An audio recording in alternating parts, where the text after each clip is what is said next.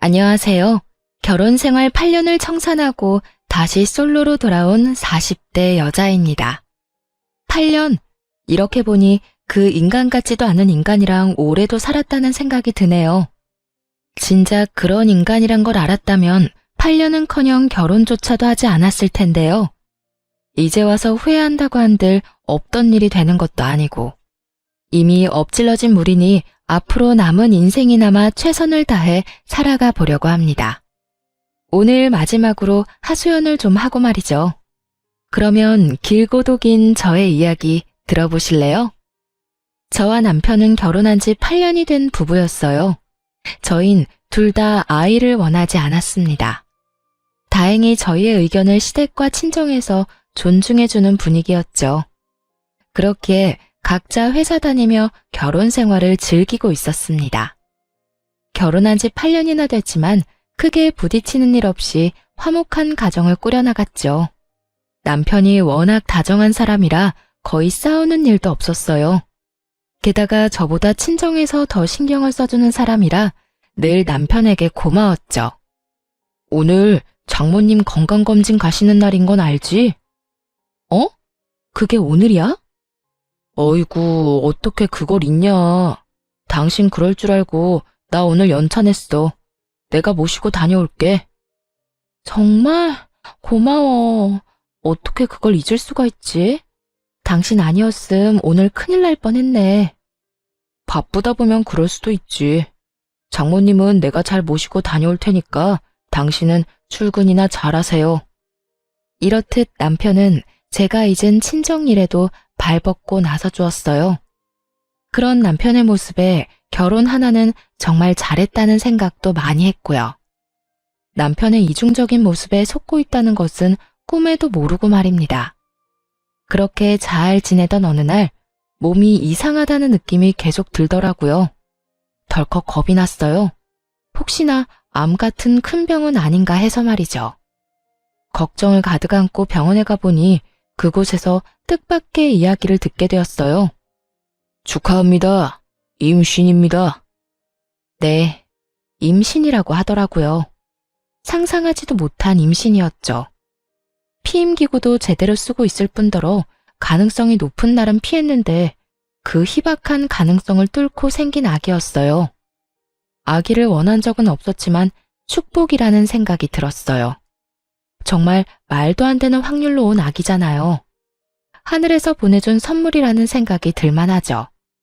바로 남편에게 임신 사실을 알렸습니다.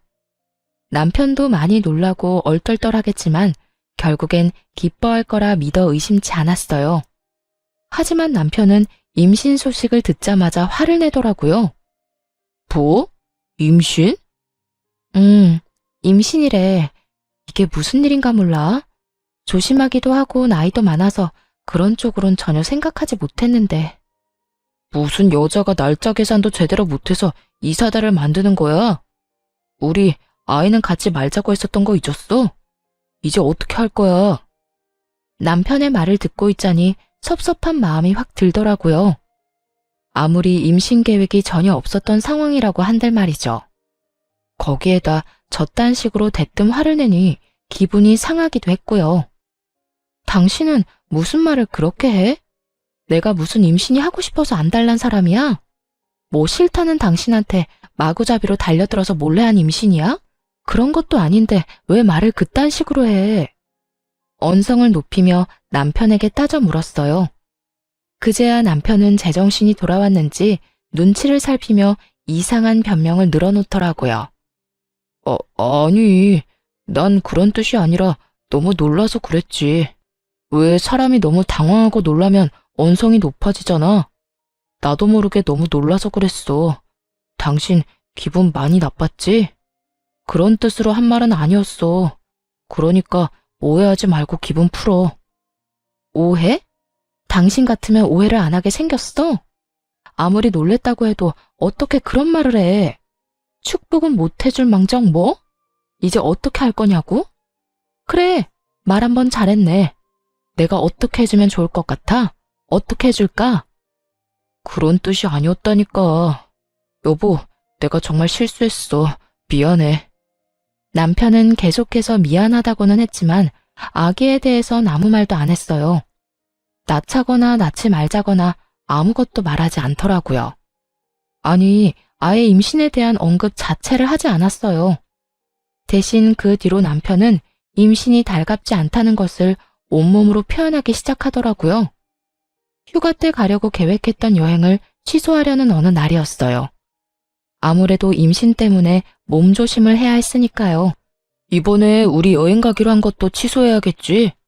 아무래도 비행기 오래 타는 건 무리일 거 아니야. 그래야 하지 않을까? 노산이기도 하고 역시 조심하는 게 좋을 것 같아. 이게 뭐야? 임신 때문에 계획대로 되는 일이 하나도 없어. 지금도 이런데 애 태어나면 더 할 거 아니야. 이래서 내가 아기 갖기 싫다고 한 거였는데. 이런 남편의 말을 듣는데 짜증이 확 나더라고요. 임신하면 그렇지 않아도 몸도 힘들고 마음도 힘들잖아요.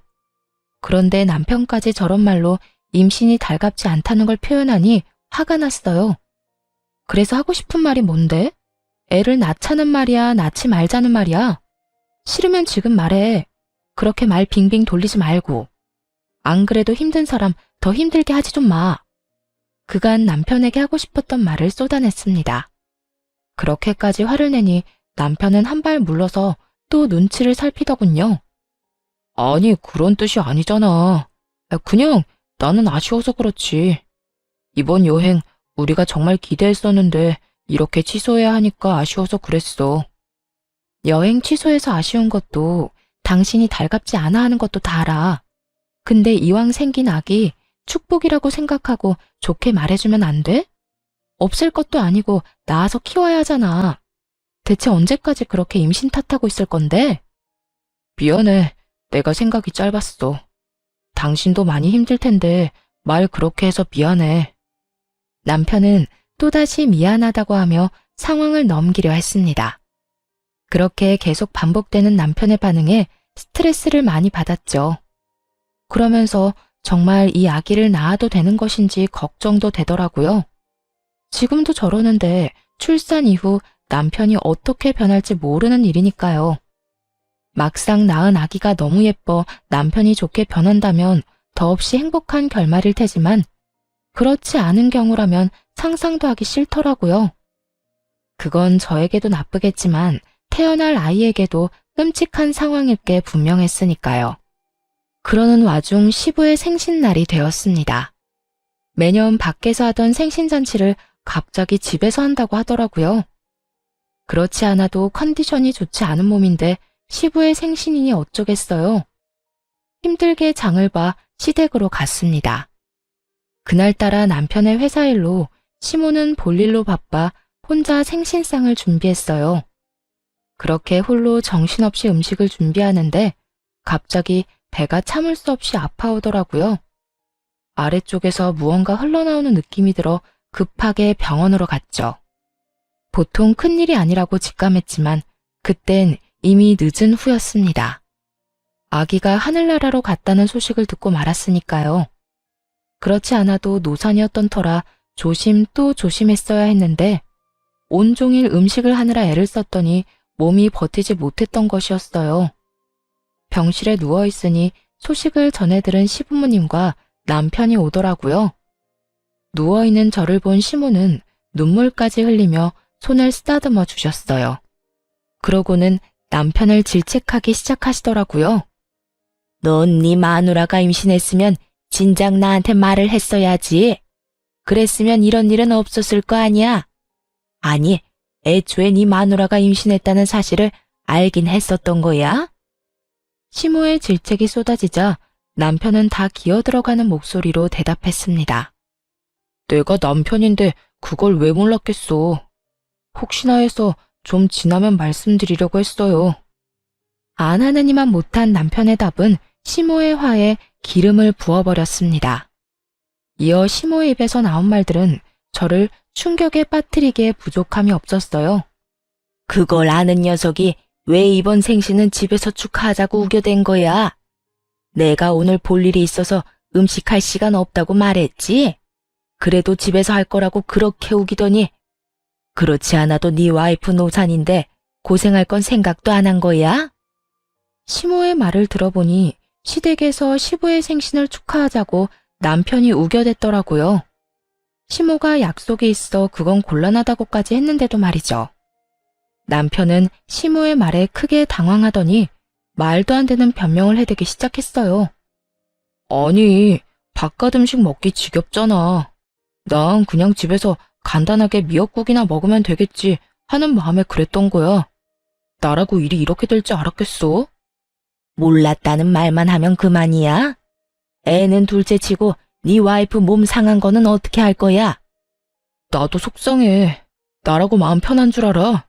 나도 정말 이렇게 될 줄은 몰랐다고. 남편은 일이 이렇게 될 줄 몰랐다고 계속해서 말했어요. 하지만 의심의 끈을 놓을 수가 없더라고요. 아무래도 제 몸에 무리가 가게 하기 위해 남편이 일부러 이딴 짓을 벌인 것 같았어요. 그렇지 않고서야 어떻게 설명할 수 있을까요? 갑자기 집에서 생신상을 준비하자느니 타이밍 좋게 회사에 급한 일이 생겼다느니 평소와 다른 행실이 의심스럽기 짝이 없었죠. 무엇보다 수상한 건 남편이 지나치게 제 눈치를 살핀다는 거였어요. 물론 유산을 했으니 눈치를 살피는 게 당연하긴 했죠. 그런데 눈빛이 뭔가 이상했습니다. 걱정과 우려가 섞인 눈빛이 아니라 초조함이 담긴 눈빛 같더군요. 마치 죄 지은 사람이 눈치를 살피는 것처럼요. 그렇게 남편에 대한 의심은 나날이 커졌습니다.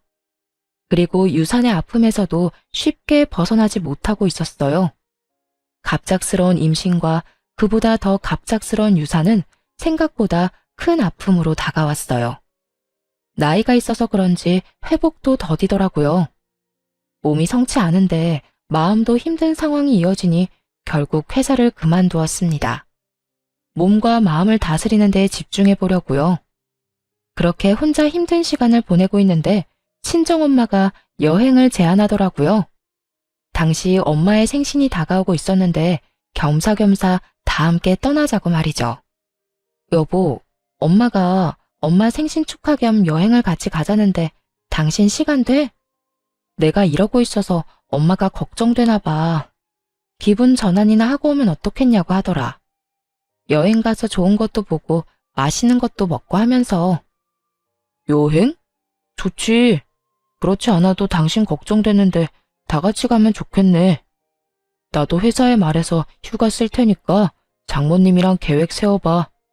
4박 5일 정도면 되겠지? 그만큼이나 쉴 수 있어? 난 길어봤자 2박 3일 정도 생각했는데. 2박 3일이면 비행기에서 내려서 짐 풀자마자 다시 짐 싸서 돌아와야 해. 4박 5일은 돼야 좋은 거 보고 먹으면서 기분 전환을 하지. 회사에 미리 이야기하면 되니까 난 신경 쓰지 말고 당신 하고 싶은 대로 계획 짜. 경비도 신경 쓰지 말고 말이야. 계획 짜서 나한테 말만 하면 내가 다 예약할게. 남편은 하나부터 열까지 책임지겠다며 신경 써주려고 애를 썼습니다. 그런 남편의 모습을 보며 괜한 오해를 했나 하는 생각이 들더라고요. 또 몸과 마음이 워낙 힘드니 남편을 의심하는 데 에너지를 쏟기도 싫었고요. 여러 가지로 피곤했던 터라 애써 외면하고 싶은 마음도 있었던 것 같아요. 그렇게 여행 가는 날이 되었습니다. 그런데 당일 아침 남편이 곤란한 표정으로 이런 말을 하더군요. 여보, 어떻게 하지? 나 여행 같이 못 갈 것 같아. 오늘 회사에 중요한 미팅이 잡혀서 나도 참석해야 한다지 뭐야? 남편의 말을 듣자 절로 표정이 굳었습니다. 남편은 그런 제 얼굴을 보고는 자신의 휴대전화를 보이더라고요. 대리님, 오늘 오후에 급한 미팅이 잡혔어요. 아무래도 대리님 연차 다시 반납하시고 회사로 오셔야 할 것 같아요. 부장님께서 빨리 대리님께 연락하라고 하셨어요. 근 5년간 그 회사랑 거래했던 내역이랑 리스트 정리해서 보고서 올리라고요. 설마 벌써 비행기 타신 건 아니죠? 보시는 대로 빨리 연락 좀 주세요. 회사에서 온 연락은 한눈에 봐도 다급해 보이더라고요. 아쉽지만 그간 남편이 준비하던 일이 중요하다는 걸 알고 있었습니다. 그래서 더는 남편을 붙잡아두면 안 되겠다는 생각이 들었어요. 알겠어. 급한 일이라는데 어쩔 수 없지 뭐. 여행은 부모님이랑 다녀올 테니까 당신은 신경 쓰지 말고 회사 가봐. 아니야. 오후 미팅이라고 하니까 당신 공항에 데려다주고 가면 돼. 장모님이랑 장인어른은 따로 가신다고 했으니까 당신 혼자 가야 할 거 아니야. 그럴 시간이 돼? 보고서 작성도 해야 하잖아. 빨리 모셔다 드리고 회사 가서 하면 다 됩니다. 얼른 가자. 당신 가는 거 보고 이래야 일이 잘 될 것 같아서 그래. 남편은 한사코 공항까지 데려다 주겠다고 했어요. 그래서 하는 수 없이 남편의 배웅을 받으며 비행기에 올라탔습니다. 그렇게 좌석에 앉아 휴대전화를 꺼냈을 때였어요. 전원을 끄기 전에 남편에게 고맙다는 문자를 보내려고요. 그런데 마침 카톡이 하나 오더라고요. 자기야, 우리 집사람 지금 비행기 탔어. 4박 5일 동안 자유야. 어디야? 내가 지금 데리러 갈게. 남편에게서 온 연락이었어요. 미리 보기 내용을 보자마자 이게 무슨 말인가 싶어 카톡에 들어가 봤죠. 그 짧은 순간에 남편이 대화를 삭제했더라고요. 카톡을 보내고 난 후 바로 삭제를 하면 수신인 휴대전화에서도 삭제가 되잖아요. 바로 그 기능을 사용한 것이었어요. 남편이 아무리 재빨리 삭제를 했다고 한들 이미 두 눈으로 모든 걸 정확히 본 뒤였죠. 그렇게 남편이 외도를 저지르고 있다는 걸 확신하게 되었습니다. 더불어 오늘 회사에 급한 일이 있다고 거짓말하며 여행에서 빠진 이유도 알아버렸죠. 상간녀와 함께 좋은 시간을 보내기 위해서지 뭐겠어요. 모든 사실을 다 알게 되자 가장 친한 친구에게 재빠르게 전화를 걸었습니다. 그리고 대충 상황을 설명하며 흥신소를 통한 남편의 뒷조사를 부탁했습니다. 마음 같아서는 당장 비행기에서 내려 직접 그 추잡한 광경을 보고 싶었지만 그러면 부모님이 더 걱정을 하실 테니 차마 못하겠더라고요. 또 다른 곳으로 떠나 마음을 정리할 필요가 있기도 했고요. 그렇게 여행길에 올랐고 여행지에서 실시간으로 외도 증거들을 받아보았습니다. 그중 단연 충격적인 건 상간녀의 정체였는데요. 상간녀는 남편의 회사 신입 직원으로 남편보다 20살이나 어리더라고요. 그러니까 25살인 거죠. 두 사람이 만나기 시작한 건 반년 전쯤이라고 했습니다. 상간녀가 남편 회사에 들어오고 얼마 지나지 않았을 때였어요. 그땐 제가 임신을 하기 전이었거든요. 그제야 남편이 왜 그렇게까지 임신에 불만을 표현했는지 알겠더라고요. 남편은 하루라도 더 빨리 이혼을 해서 그 젊은 상간녀와 살고 싶었던 거죠. 그런데 제가 임신을 하고 출산까지 해버리면 큰 차질이 생길 게 분명하잖아요. 그래서 그렇게까지 싫어했던 것이었어요. 이로써 무리를 하게 해 유산으로 이끈 것이 남편의 계획이었음이 확실해졌습니다. 일단 좋은 풍경을 보고 맛있는 음식을 먹으며 이혼을 계획했어요. 특히 복수의 칼을 더욱더 날카롭게 갈 수 있도록 해준 건 두 사람의 대화였는데요. 그 대화를 듣고 있자니 정말 이가 바득바득 갈리더라고요. 그러면 오빠 와이프는 지금 여행 간 거야? 오빠는 이 분위기 좋은 곳에서 나랑 스테이크나 썰고 있는 줄도 모르고? 회사에 급한 미팅 잡혔다고 말했지. 자기가 보내준 문자 보여주니까 감쪽같이 속던데. 지금쯤 장인 장모랑 좋은 시간 보내고 있을 거야.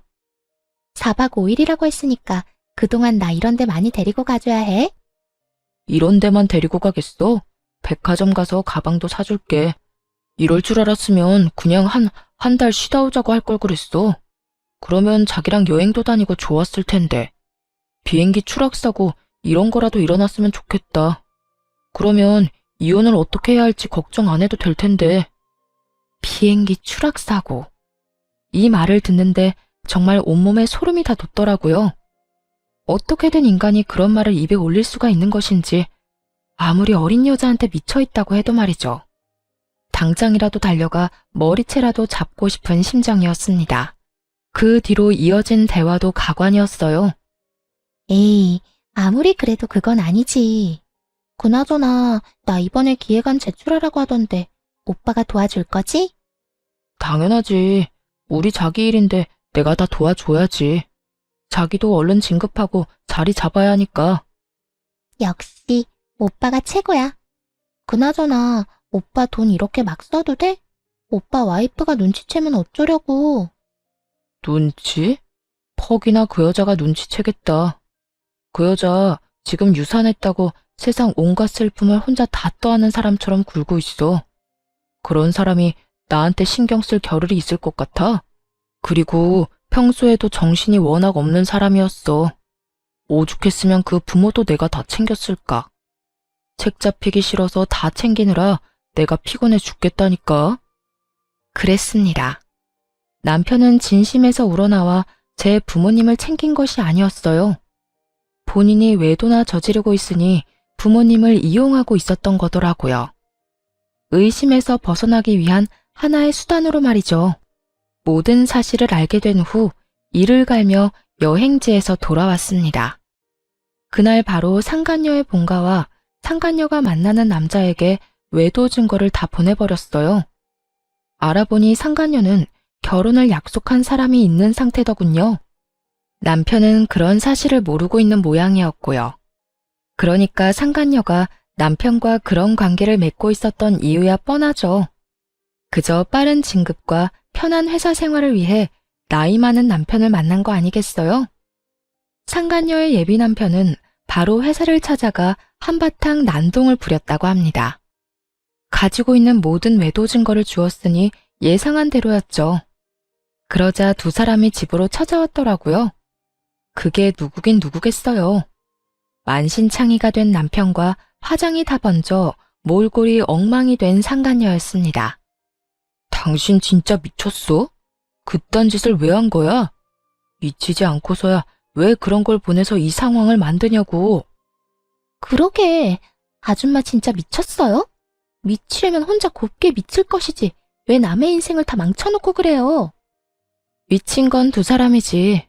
불륜이나 저지른 주제 어디서 감히 큰 소리야? 지금 무릎 꿇고 싹싹 빌어도 모자란 상황인 건 몰라? 내가 왜 무릎을 꿇어요? 뭘 잘못했다고? 아줌마 남편이 먼저 나한테 만나자고 했어요. 남편 하나 못 휘어잡은 주제에 누구한테 무릎을 꿇으라 말아요? 상간녀는 정신이 나가버린 사람처럼 악다구니를 써댔습니다. 그래서 눈 하나 깜짝 안 하고 그런 상간녀에게 겁을 주었죠. 야, 너 이제부터 말 한마디 한마디 잘 생각해서 하는 게 좋을 거야. 너 지금 결혼만 깨졌지? 과연 이게 마지막일 거라고 생각해? 네가 지금 어떻게 행동하냐에 따라서 네 미래가 달라질 거야. 나 시간 많거든? 내가 여기서 더 많이 화가 나잖아. 그러면 나 평생 너 쫓아다니면서 네 앞날에 똥칠해줄 수 있어. 네가 결혼한다고 하면 그 식장에 가서 난동을 피울 거고, 네가 재취업을 한다고 하면 그 회사에 찾아가서 뒤집어 엎어버릴 거야. 그러니까 그런 꼴 당하기 싫으면 그냥 입 다물고 있어. 상간녀는 할 말이 없는지 그저 씩씩거리며 노려보고 있었습니다. 그런데 이번엔 남편 놈이 뚫린 입으로 말 같지도 않은 말을 해대기 시작하더군요. 틀린 말 한 게 하나 없는데 무슨 말을 그렇게까지 해? 무릎? 참 기가 막혀서. 당신이 가만히 있었다면 그깟 무릎 얼마든지 꿇어줬겠지. 그런데 당신이 그딴 짓을 벌이는 바람에 우리 두 사람 꼴이 우스워졌잖아. 당신 같으면 무릎을 꿇고 싶겠어? 도대체 왜 그런 짓을 한 거야? 우리 일은 우리끼리 조용히 대화로 해결하면 되는 거잖아. 왜 일을 이렇게까지 만들어? 어쩌면 인간의 탈을 쓰고 저렇게나 뻔뻔할 수가 있는지. 남편의 말을 듣고 있자니 무슨 큰 죄를 저지른 듯한 기분이었어요. 하지만 큰 소리를 치고 있는 남편에게 지지 않고 맞서주었죠. 내가 누구 좋으라고 대화로 문제를 해결해? 두 사람은 불륜 저지르면서 대화로만 사랑을 나눴어? 아니잖아. 온갖 추잡한 짓은 다 했을 거 아니야. 본인들은 그렇게 하고픈 거 다 하고 다녔으면서 뭐? 조용히 대화로 이 문제를 풀어내길 바란다고? 뻔뻔해도 너무 뻔뻔한 거 아니야? 정신 차려. 내가 아니라 네가 잘못한 거야. 네가 바람을 피운 거라고. 잘못은 네가 한 주제에 어디서 큰 소리를 쳐? 저 역시 남편을 향해 고함을 질러버렸습니다. 그러자 남편은 인상을 잔뜩 찌푸리더니 차라리 잘 됐다고 이혼하자고 하더군요. 됐다 됐어. 차라리 잘 됐어. 그냥 이혼하자. 어차피 당신이랑 이혼하려고 했는데 시간 낭비할 일 없겠어. 이렇게 된 거 무릎 꿇고 용서를 빌 필요도 없는 것 같고. 내가 그렇게 해봤자 당신도 마음 풀리지 않을 거 아니야. 그냥 깔끔하게 이혼해. 그래, 바라던 바야. 그런데 내가 진짜 궁금한 걸 참을 수가 없어서 하나만 묻자. 당신, 나 임신했을 때 아버님 생신상 차리게 만들었잖아. 그래서 유산까지 하게 된 것도 당신 계획이었어? 나하고 이혼할 때 걸림돌이 될까봐 일부러 그런 상황을 만들어낸 거니? 확신을 가지고 남편에게 물으면서도 내심 아니라는 말을 하길 바랬던 것 같아요. 그래도 사랑했던 사람인데 그 정도로 최악이란 사실을 받아들이기 힘들었으니까요. 하지만 바램과는 달리 남편은 모든 사실을 털어놓기 시작하더군요. 그래, 맞아. 이렇게 된 마당에 거짓말을 해봤자 뭐 하겠어? 당신이 생각한 대로 내가 다 계획한 거야. 당신이 무리를 하면 유산을 할 수도 있겠다고 생각해서 말이야. 그런데 정말 내 생각대로 다 될지는 몰랐어. 어처구니가 없더라고요. 그런 상황을 다 만들어 놓고선 정말 유산을 할지는 몰랐다니. 그것만 해도 충격이 큰데 남편은 더 충격적인 말을 이어서 해댔습니다. 이제 와서 하는 말이지만 유산한 거 사실 당신한테도 좋은 일 아니야? 난 당신이 무사히 출산을 했다고 하더라도 무슨 수를 써서든 이혼했을 거야. 그렇게 되면 당신도 당신이지만 그 애의 삶도 얼마나 처량하겠어? 그러니까 나 너무 원망만 하지 말고 차라리 다행이다 생각하고 살아. 그게 당신한테도 좋으니까 말이야. 남편의 말을 들으니 정말 너무 화가 나 눈앞이 새하얗게 되더라고요. 그대로 바로 손에 들고 있던 커피를 남편의 얼굴에 부어버렸습니다. 그리고 이게 무슨 짓이냐고 고함을 지르는 남편에게 한마디 해주었어요. 이 인간 같지도 않은 쓰레기가 그걸 지금 말이라고 해? 다행! 네가 쓰레기라는 걸 지금이라도 알아서 다행스럽다 정말. 더는 얼굴 보고 있는 것도 구역질나니까 당장 꺼져. 저 여자 데리고 당장 내 눈앞에서 사라지라고. 나라고 다를 줄 알아? 나도 당신 얼굴 보면 구역질나. 다 늙어빠진 주제 성격만 더러워서는 바로 이혼할 준비나 해. 괜히 나한테 복수한다 치고 이혼 안 한다고 버티지 말고. 그래야 이 예쁘고 젊은 애랑 하루라도 빨리 결혼해서 살 거 아니야? 위자료는 얼마든지 줄 테니까 바로 도장이나 찍어. 알겠어? 남편은 끝까지 뻔뻔하게 나왔습니다. 그런데 그런 남편에게 상간녀가 대신 복수를 해주더라고요. 아저씨 미쳤어요? 내가 왜 아저씨랑 결혼을 해요? 앙칼진 상간녀의 말에 남편이 화들짝 놀라며 상간녀를 바라보더군요. 이런 반응을 예상도 못한 눈치였어요. 남편은 한치 의심도 하지 않았던 거죠. 20살이나 어린 상간녀가 자신을 진심으로 사랑한다고 말이에요. 그런 남편의 믿음을 상간녀가 산산조각 내기 시작했죠. 20살이나 늙은 유부남을 내가 정말 사랑했다고 믿은 거예요? 순진한 거야, 멍청한 거야. 아까 내 약혼자가 와서 사무실 뒤엎는 걸 봤잖아요. 그걸 보고도 내가 정말 아저씨를 사랑했다고 생각해요? 그러면 나하고는 왜 만난 거야? 날 사랑한다고 했잖아. 나랑 같이 살고 싶다며. 그 말을 다 믿었다니 이제 보니 멍청한 거네. 난 그저 아저씨를 이용해서 회사 생활 좀 편하게 하려던 것뿐이라고요. 그런데 이제 아저씨를 더 만날 이유가 있을까요? 회사에서 잘리게 생겼고 더는 회사 다닐 일도 없을 텐데요. 결혼은 무슨? 다신 아저씨랑 만날 일은 없을 거예요. 어디서 주제도 모르고 나하고 결혼할 생각을 할 수가 있는지. 상간녀는 최선을 다해 열변을 토하며 진실을 말했어요. 막상 남편은 제대로 듣지 않고 있었지만요.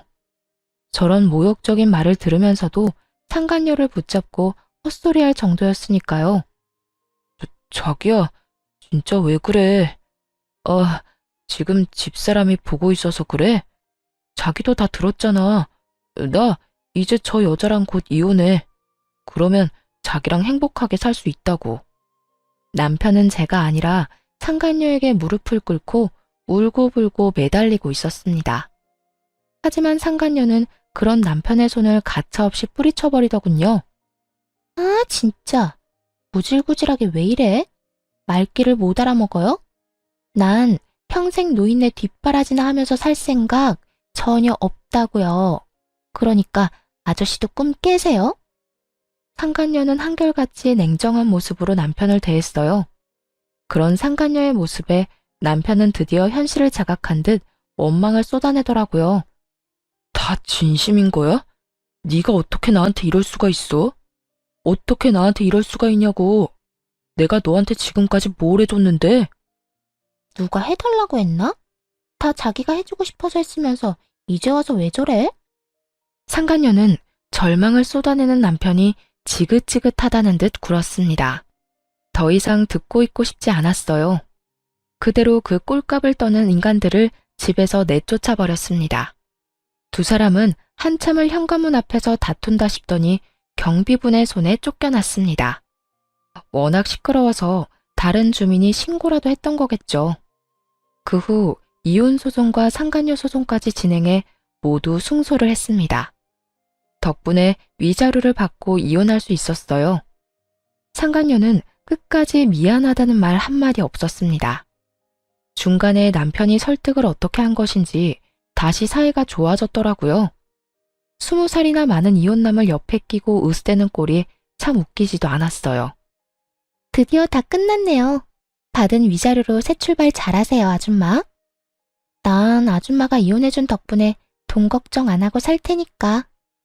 백수 신세에 20살 많은 남자가 뭘 어떻게 해주려나? 과연 돈 걱정 안 하게 해줄지 모르겠네. 뭐 그렇게 생각해서 네 맘이 편하다면 그대로 살아. 정신 건강에는 좋겠네. 어머, 아줌마 몰랐어요? 우리 자기 집에 재산이 좀 있다던데. 그래서 그렇게 쉽게 이혼한 건가? 들어보니까 우리 오빠 물려주려고 건물도 처분하시려고 한다던데요? 그렇지, 오빠.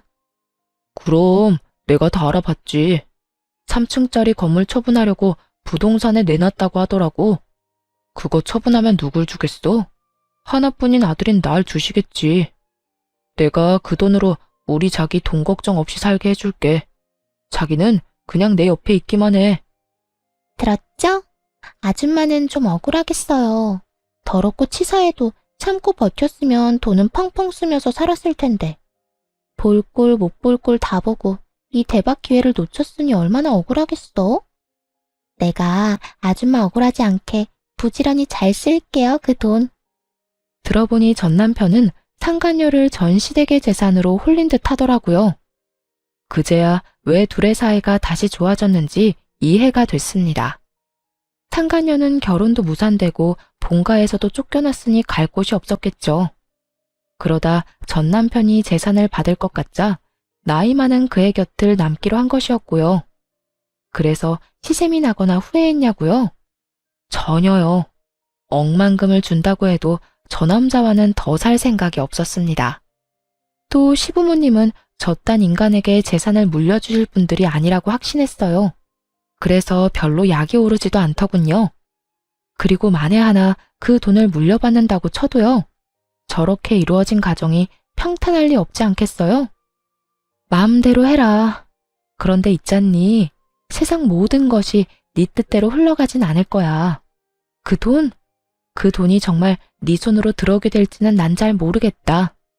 그래도 넌 그렇게 믿고 살아. 그래야 네 말대로 노인네 뒷바라지 할 의욕이라도 생길 테니까. 그렇게 말한 후 홀로 돌아와 그 두 사람을 잊고 살려고 노력했어요. 그런데 3개월이 지난 어느 날 전 시부모님이 찾아왔더라고요. 아가, 잘 지냈니? 우리가 이제야 너희가 왜 이혼을 했는지 자세히 알게 되었어. 그동안 얼마나 마음고생을 했니? 전 시모는 이제야 모든 사실을 알았다며 눈물을 글썽이고는 손을 잡아주었습니다. 자세한 내막을 알려봤자 뭐하겠나 하는 생각에 연락도 하지 않았는데 어떻게 알고 온 건지 궁금해지더라고요. 저야 뭐 늘 똑같아요. 그런데 어떻게 그걸 아셨어요? 저의 물음에 전 시모와 전 시부는 한숨을 크게 내쉬었어요. 그러곤 잡은 손에 힘을 주며 말을 시작하더군요. 어떻게 알긴 그 녀석이 그 여자애를 집으로 데리고 왔더구나. 와서 한다는 말이 얼마나 기가 막히던지. 뭐라고 하던가요? 저한테는 결혼할 거라고 하던데. 그래, 결혼할 거니까 우리 보고 돈을 좀 달라고 하더구나. 우리가 건물 처분한 건 어떻게 알고 찾아와서 돈을 달라고 하는 건지. 내 자식이지만 정말 이해가 안 되더구나. 그 젊은 여자애가 뭐가 모자라서 40이 넘은 아저씨 옆에 붙어 있겠어? 다 돈 때문인 거지. 그 녀석도 그걸 알긴 아는 모양인지 돈 내놓으라고 어린애처럼 떼를 쓰는데 할 수만 있다면 뱃속에 다시 넣고 싶은 심정이었어. 역시나 전 남편은 발이 빨랐습니다. 전 시부모님이 건물을 처분했다는 소식을 듣자마자 상간녀와 함께 찾아왔대요. 상간녀와 결혼할 거라고 말하면서 돈을 내놓으라고 닥달하기도 했고요. 두 분은 크게 실망하신 듯 했어요. 아들이 외도로 이혼당했다는 것만으로도 충격이 큰데 돈까지 내놓으라 하니까요. 그러셨구나. 많이 놀라셨겠어요. 놀라기만 했겠어? 나는 물론이고 네 시아버지까지 화가 머리끝까지 나서 쫓아내버렸다. 앞으로 우리가 죽었다는 소식이 들려도 찾아오지 말라고 했어. 너 같은 놈한테 줄 돈은 땡전 한 푼도 없으니까 말이다. 전 시모는 격양된 목소리로 이렇게 말하더니 무언가를 손에 쥐어주었습니다. 그건 바로 준비해오신 통장이었어요. 이게 뭐예요? 이거 네 거야. 언젠간 너희 부부한테 물려주려고 모았던 돈이랑 건물 처분한 돈 조금 넣었다. 깜짝 놀라 통장을 열어보았습니다. 그곳엔 예상보다 큰 금액이 찍혀 있더라고요. 다시 통장을 돌려드리며 차마 받을 수 없다고 했죠. 그런데도 전 시모는 다시 통장을 주며 받으라고 하시더라고요. 어머님, 이거 너무 많아요. 저 위자료도 받았고 이렇게 큰 돈은 필요 없어요. 필요 없기는 내 아들놈 때문에 유산이라는 아픔도 겪었지 않니? 또 그런 꼴까지 보고 이혼하게 됐는데 그까짓 위자료로 되겠어?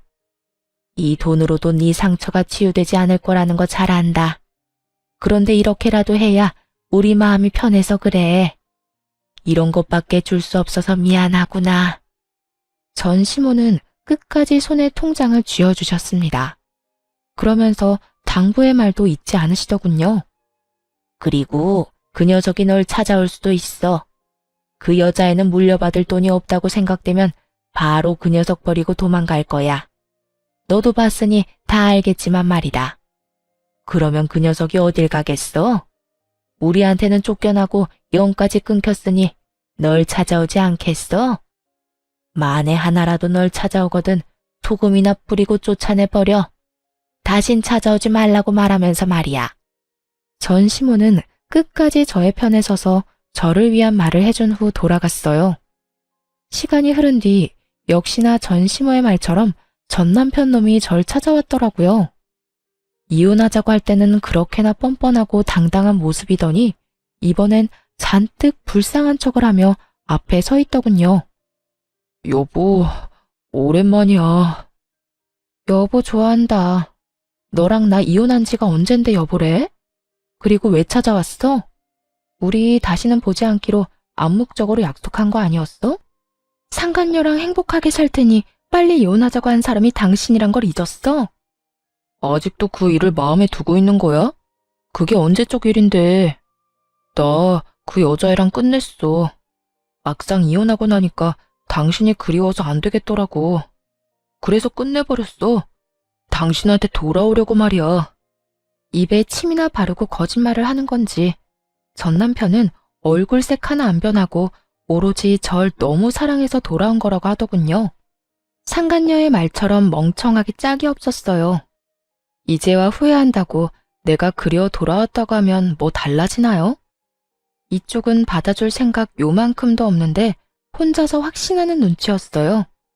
모두 없던 일로 하고 자신을 받아줄 거라고 말이죠. 당신은 내 생각 안 났어? 그래도 연애까지 합치면 우리가 함께한 세월이 10년이 넘는데 가끔 내 생각 나지 않았느냐고. 이제 와서 이딴 말 하는 거 보니까 그 어린애가 도망이라도 갔나 봐? 그걸 어떻게... 다 아는 것 같으니까 솔직하게 말할게. 그 애 그냥 도망가 버렸어. 내가 받을 재산 없고 부모님하고 연도 끊기니까 알아채고 바로 도망치더라. 정말 뒤도 한번 돌아보지 않더라고. 내가 이때껏 쓴 돈이 얼만데 정말 나쁘지 않아? 진짜 이런저런 일 다 겪으면서 느낀 건데 당신만한 여자가 없더라고. 당신처럼 나랑 잘 맞고 나를 잘 이해해주는 사람이 없었어. 그래서 하는 말인데 나랑 다시 시작하면 안 될까? 전 남편은 어느새 뻔뻔한 모습으로 돌아와 다시 시작하자는 말을 했어요. 그래서 어떻게 했냐고요? 그런 남편의 얼굴에 손에 쥐고 있던 굵은 소금을 뿌려주며 이렇게 말했죠. 이거나 먹고 떨어져. 어디서 꼴같았게 재결합을 우는 애? 내가 미쳤어? 너 따위 놈이랑 다시 살게. 너 같은 거 돈 주면서 데리고 살라고 해도 싫다 이 말이야. 전 남편은 이런 반응을 예상하지 못했다는 듯 황당하단 눈빛으로 바라보더군요. 그러더니 이내 표정을 바꿔 본색을 드러내기 시작했어요. 그래, 그러면 돈이나 좀 내놔.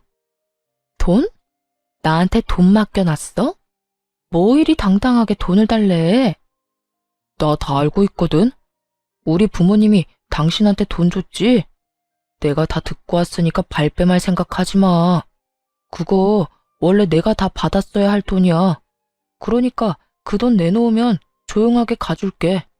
뭐 이런 미친놈이 다 있나 싶었어요. 기껏 찾아와서 한다는 짓이 하소연과 돈 타령이라니. 이 와중에 미안하다는 말은 한마디도 하지 않고 말이죠. 너 미쳤니? 내가 그 돈을 줄 것 같아? 정신 좀 차려라. 이 돈 정당하게 내 손에 들어온 돈이야. 그런 돈을 내가 왜 당신을 줘? 당신 같으면 주겠어? 정당? 정당 같은 소리 하네. 전부 우리 부모님 돈인데 남인 당신이 그 돈을 왜 받아? 그거 내가 소송 걸면 다 나한테로 돌아오게 되어 있어. 그러니까 그때 가서 후회하지 말고 지금 내놔. 지금 나한테 주면 그 돈의 절반은 당신 줄게. 예정을 생각해서 말이야. 아, 그러셔? 그러면 당신이 말한 대로 소송 걸어. 걸면 되겠네. 그렇게 깔끔한 방법을 두고 왜 여기 와서 이 난리야? 피차 얼굴 보기도 싫은 사이에 이러고 있지 말고 가서 변호사나 선임해. 그래야 이 아까운 돈 한 푼이라도 받아갈 거 아냐. 전 남편에게 한마디도 지지 않고 맞섰습니다. 그러자 전 남편은 할 말이 없었는지 난동을 피우더라고요. 야, 얼른 돈 못 내놔? 돈 줄 때까지 여기서 안 나갈 거니까 그런 줄 알아. 잘 됐네. 그렇지 않아도 갈 곳도 없었는데 계속 여기서 지내면서 돈 받아가면 되겠어. 내 꼴 보기 싫다고 했지? 그런데 어떻게 하냐? 난 당신한테 돈 받을 때까지 안 나갈 건데. 기어이 전 남편은 바닥에 드러누워 눈을 감아버렸습니다. 그런 전 남편의 모습을 보며 끝까지 진상이다 싶었어요. 결국 경찰서에 신고를 해버렸고 전 남편은 경찰의 손에 의해 쫓겨나게 되었죠. 그런데 그게 끝이 아니었습니다. 이번에는 상간녀에게 연락이 다 왔더라고요. 전 남편을 제발 좀 데리고 가라고 말이에요. 쫓겨난 전 남편이 이쪽으로 오는 대신 상간녀를 찾아가 진상을 부려댔나 봐요. 아줌마 남편 좀 데리고 가세요. 혼자 사는 거 힘들 텐데 저 남자라도 데리고 가서 살라고요. 내가 미쳤니? 너도 싫은 남자 나라고 좋겠어? 그러지 말고 잘 데리고 살아. 너 좋다고 그렇게까지 매달리는 남자 살면서 찾기 힘들다. 그러니까 네 운명이라 생각하고 잘 데리고 살아봐. 내가 미쳤어요? 그때야 받을 재산이라도 있다고 하니 한번 같이 살아볼까 했던 거지. 지금은 아무것도 없는 늙은 노인네 뭐 득될 게 있다고 데리고 살아요? 그러니까 그런 노인네를 나라고 데리고 살고 싶을 것 같아? 그리고 너 내가 한 말 잊었어? 여기서 더 열받게 하면 너 쫓아다니면서 네 인생에 똥칠한다는 말. 앞으로 펼쳐진 게 꽃길은 아니더라도 똥밭은 아니어야 하지 않겠니? 다신 나한테 연락하지 마라. 그리고 너 좋다고 찾아간 남자는 네가 해결해. 그 뒤로 겁이 나긴 했는지 상간녀에게서 연락 오는 일이 더는 없었어요. 그리고 반가운 소식을 하나 전해 들었는데요. 전 남편이 얼마나 끈질기게 상간녀를 찾아가 난동을 부렸는지는 몰라도 결국 구치소에 갇힌 신세가 되었다고 합니다. 그 이후의 소식은 들리지 않았고 저는 제 삶을 살고 있는 중입니다. 요즘은 시골로 내려와 정착해 살고 있는데요. 귀농해서 농사 짓는 게 적성에 딱 맞는 것 같아요. 작은 텃밭을 꾸리는 일이 참 재미있더라고요. 가끔 일이 있는 날엔 과수원에 나가 알바를 하기도 하고요. 여러 가지 소일거리를 하면서 블로그에 글을 쓰는 일도 하고 있습니다. 처음엔 마음을 달래고자 쓴 글이었는데 우연히 인기를 좀 얻었어요. 요즘엔 시골 생활을 하며 느낀 점을 쓰곤 해요. 그 덕에 여러 협찬이 들어오기도 하고 작지만 수익도 생겼습니다. 큰 돈을 버는 것은 아니지만 어차피 생활할 만큼의 돈은 있으니까요. 지금 생활이 만족스러워 한동안은 더 이렇게 지내보려고 해요. 처음에 시골로 간다는 소식을 전했을 때 부모님이 걱정을 많이 하셨거든요. 그런데 요즘은 이런 말씀을 하시더라고요. 사실 너 시골 간다고 했을 때 내심 걱정 많이 했어. 아무도 없는 곳에 혼자 내려보내도 되는 건가? 저러다 이상한 생각하는 건 아닌가 해서 말이야. 그랬어? 미안해, 걱정 끼쳐서. 미안하긴. 그런데 지금 보니까 너도 살아보려고 갔다는 생각이 들어. 아니, 이곳이 널 살렸다는 생각이 들어. 너 여기 와서 표정도 더 밝아졌고 많이 웃기도 하고 하여튼 여러모로 좋아졌어. 딸, 엄마는 우리 딸이 혹시나 그런 일 때문에 무너지면 어떻게 하나 걱정했어. 그런데 이렇게 보란듯이 일어나줘서 고마워. 요즘 우리 딸 너무 보기 좋다. 엄마에게 보기 좋다는 말을 듣는데 비로소 행복하다는 것이 느껴지더라고요. 사실 엄마의 말처럼 처음에는 죽지 못해 살려고 이곳에 오는 결정을 했거든요. 전 남편과의 이혼이 후회스러운 것은 절대 아니었고요. 그저 전 남편과 함께했던 시간을 낭비했다는 생각에 너무 한탄스럽더라고요. 앞으로 가야 할 길을 잃은 기분이기도 했고요. 하지만 지금은 행복을 느끼네요. 우연히 들어선 이 길에서 잘 살아보고자 여러 노력을 한 덕분이겠죠? 돌이켜보면 행복 참 별거 아닌데 그땐 왜 그렇게 멀어 보였나 모르겠습니다. 어쨌든 앞으로도 이렇게만 잘 살아보려고요. 긴 사연 함께 해주셔서 감사합니다.